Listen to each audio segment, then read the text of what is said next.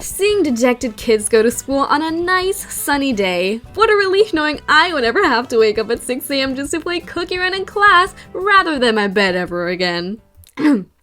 While, consciously ignoring the fact that I am closer to the impending doom that is a lifetime of 9-to-5 jobs, a lousy husband, and 3 unbearable kids than any middle schooler could be.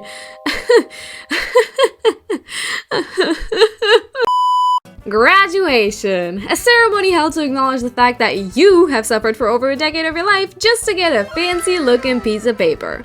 After approximately 12 years of obnoxious classmates, gossip, drama, academic pressure, learning irrelevant things for your later life, and having to ask to go take a piss, I think a celebration is well deserved. So you put on your black gown and cap, and when the time comes, you put your tassel on the other side of your head to start your new, fresh adult life. And when I say you, I literally mean you, because I live in Germany, and what else do you think the video was going to be about? To put it briefly, in Germany, you have the right to decide when you actually graduate. You can graduate after the 10th, 11th, 12th, or even 13th grade, depending on what school type you go to and what you want to do after school. Typically though, the wildest celebration antics tend to come from those who graduate around the 12th or 13th grade. I mean, not only do we get an Abitur, which is the diploma you get when you graduate after 12, 13 years, we also get a diploma in partying. No, not funny? Okay. Don't get me wrong though. Graduating from school is a wonderful experience no matter where you do it. But have you ever poured a bucket of water over a bunch of school kids with no consequences? Have you ever presented the after effects of the global economic crisis of 1929 in a Lorex costume? Did you ever get absolutely hammered with the same teachers that taught you ever since you were like 12? No? Welcome to Germany. The Abitur graduation experience consists of multiple consecutive events and celebrations over a certain timeline, and today I'm going to tell y'all how it went for me so far. First up is the motto week. The entirety of the 12th grade dresses up as a different motto every day for their last ever school week. Or at least that's how it should go, because my motto week was one day shorter due to this year's exam dates. Thank you very much, Ministry of Education. Day 1 of motto week was overdressed, and I thought that theme would be pretty consistent in terms of formal attire, but I was very quickly proven wrong. As soon as I stepped foot into the school building, I was greeted by a guy in a Mozart costume. Later, I saw a girl dressed up as a leprechaun, top hat and everything. Compared to that, I actually had a pretty boring approach because I decided to go with a suit, a lace top, some heels, a sleeve bun, and some red lipstick. But I put a screenshot of Ruru on my socials where I traced an actual picture of myself wearing the suit, and y'all said that I was either entering business mode or upping my fashion game. After my classes, my mom picked me up from school and told me that we had to run some errands. And I couldn't change my outfit. I walked into the supermarket, praying there wouldn't be anyone I know seeing me like that. And guess what happened? Of course there was somebody there! Day 2 of Motto Week actually had 2 themes combined since one of our theme days was taken from us. Looking at you again, Ministry of Education. The themes on Tuesday were pajama party and anything but backpacks. And let me tell you, my combination of clothes and props was ingenious. For pajama party, I literally just pulled out a white tank, pajama pants, and a bathrobe. Not very special on its own, right? Especially when taking into account that I didn't know what I would take as my backpack until the evening before that theme day. But then, as I walked into our storage room to look for a snack, it hit me.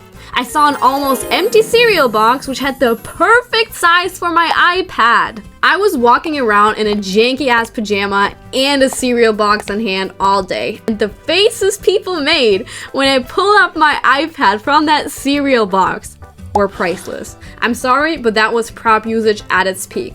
Although people constantly wanted to snack on the cereal, which wasn't in the box anymore since I ate it all. Oopsies! Some of my other favorite backpacks that day were strollers, microwaves, beer crates, and my personal favorite, a literal trash can. Wednesday's motto was Dream Team, which essentially means you pick your friends and then you find any group costume to go in. Me and my friends dressed up as Charlie and the Chocolate Factory characters. I personally dressed up as Violet, the girl that chews bubblegum and then turns purple and explodes.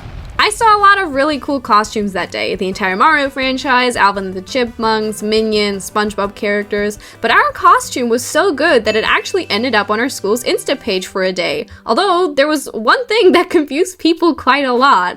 which was my wig. I styled my wig so well that people asked me what happened to my hair the day after, because apparently some of them didn't realize I was wearing a wig. I didn't know that I would be considered the type to wear a little French blonde looking bob thing, but I mean, guess the thousands of cosplay TikToks came in handy, man. And the last day of Motto Week is always the same, since the motto aligns with the event, the last ever school day. In my opinion, this is the best day of your entire school career, even better than the actual graduation day where you get your diploma. There isn't really a set dress code, since the day revolves around what we do rather than what we wear, but people usually dress up the same every year. Crazy colors, a tutu, wings, tights, head garments are all pretty common, may I add, among all genders. A day before that, we as a grade come together collectively to absolutely vandalize the school property. And listen, I'm not talking about a little confetti. I'm talking about wrapping entire classrooms in aluminum foil, taking out all the books from their shelves and building towers that reach through entire halls and touch ceilings, covering every staircase with toilet paper, throwing torn apart school notes everywhere, rotating all the furniture upside down, drawing shit on the whiteboards which we're not even allowed to touch, hanging every small item from the ceiling, and more. Finally, on the last ever school day, it is essential for everyone to come to school on a bicycle, and you will find out why later. We all come to school, gather in front of the school building, and then, once the regular students start coming in, the fun part starts. Our last ever school day is a regular day for all the other students, which means they get to rot in their classrooms, and additionally, we get to terrorize the absolute shit out of them. How, you may ask? The best way possible.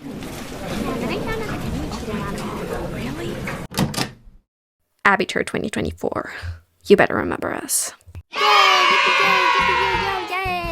I have thrown so much rock hard candy at kids and not gotten in trouble. It was amazing. Usually you'd be allowed to absolutely soak the students with water guns and buckets, but since it was fairly cold this year, we didn't do it much. To make up for it, we thought we'd treat the students at our school to a little moment of temporary hearing loss.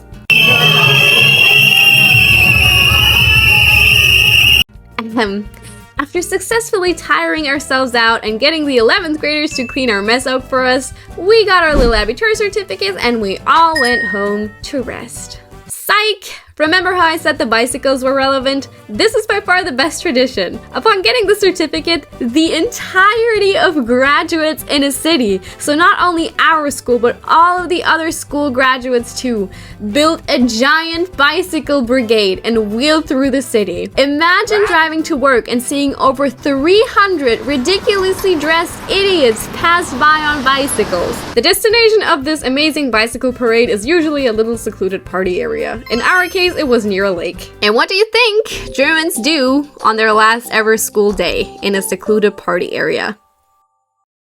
Option B? I mean, obviously, there's like nothing else to do here. And that's it for the day. After the last school day, we have our final exams, and after that, we have one of the next video topics, and I have a lot of video scripts ready, which is prom. So stay hyped and you'll witness my post-graduation prime, because I certainly did not peak in high school.